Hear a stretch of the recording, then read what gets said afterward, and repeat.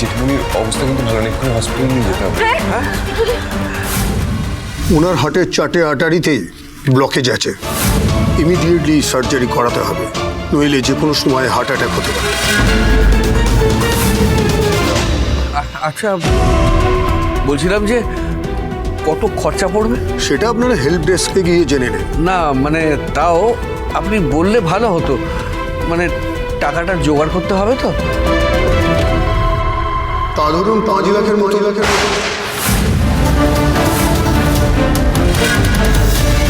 বেশিও হতে পারে, সেটা অনেক কিছুর উপর ডিপেন্ড করছে।